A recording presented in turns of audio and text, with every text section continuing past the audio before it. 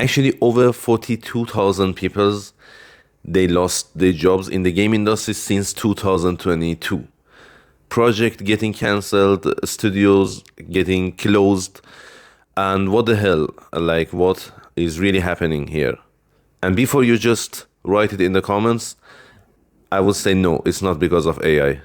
So let's see what is the real reason behind all this stuff happening in the game market these days.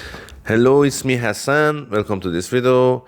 I worked as a concept artist and art manager and art director in the game industry for more than 10 years. I worked on PUBG, I worked on Project Lost Light, I worked on Payday 3 and some other mobile games project. And today I want to explain this question, or I want to talk about what is the main reason of the situation in the game industry market. I would say there is three main reasons from my point of view. First of all, the investors, they are not really passionate about investing money in the game anymore. And here is the reason, because it is too expensive.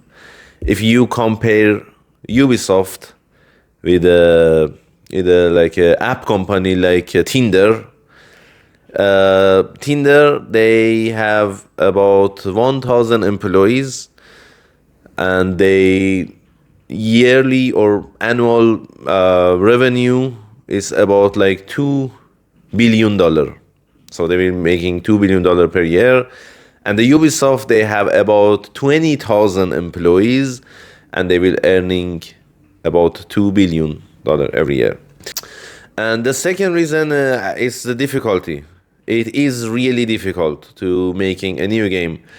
Why? Because any game company, they have like they have a different type or dedicated type of technical pipeline.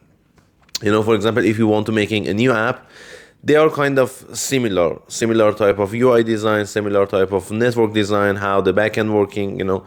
But when you want to making a game, it is too different. For example, making a game like Battlefield, how they're working at DICE is very different. How they're working at Ubisoft is very different. How they're working at Naughty Dog, they making Last of Us, is very different. How they're working at Fortnite. You know, any studio have a specific type of pipeline for making VFX, for making like animations, gameplay, like destruction system, and it is really difficult to make. You know, when you just using an app and click on a profile or check something, or just playing a offline mobile game, it's not really same as a huge AAA games. When you have a big game like Battlefield with a full destruction system, and you is just shooting a rocket to a building, and you and 100 peoples around the world in a different countries, you see that building gonna get destroyed in the same time, I will say it's not really as easy as you think. It is really complicated in a technical aspect. And what is the third reason? I would say the third reason is when you have like a big games as a free games, live services games, like you have a Warzone, you have Apex, Fortnite, you have even like a Battlefield Red Sec or Dota or Overwatch, like a huge number of games, they are accessible for free. So there are huge number of players, they prefer to always playing that game. They are kind of sticky about that games.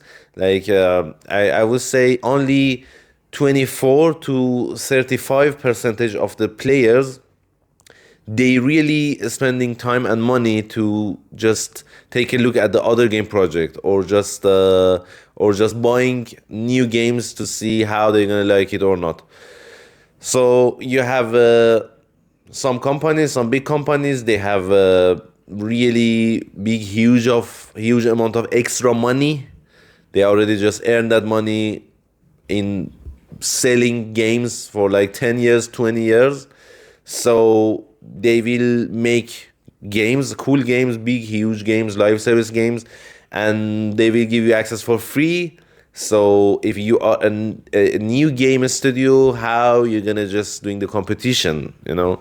Because when you have Warzone for free, when you have like Apex for free, Fortnite for free, it's really hard for me to making a new game and sell it to the users, you know, because you need to make something which is better, or at least you would say like, yeah, I have a fair competition.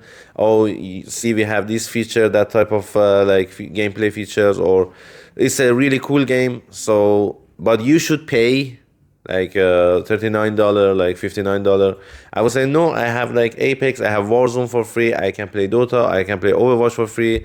So yeah, they are really sticky about their games that they already playing every day, because it's something kind of familiar for them. They just get used to it, how to play the game. It's fun for them, fast paced, you know, easy access, no, not necessary to pay anything. So that's the third reason. If you ask me about future of the game industry and the game market, I will say it's not really that much predictable.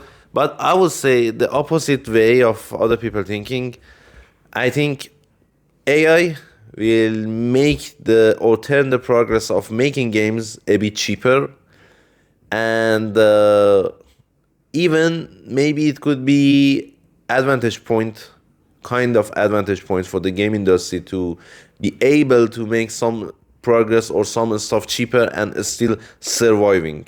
But it's really complicated. But the easiest answer is like, oh, AI just destroyed everything. But if you have a deep understanding and deep experience about making game and how is the game development progress, you will not see AI as an instant answer to any question about like, oh, what happened, why people getting fired, why a studio getting closed.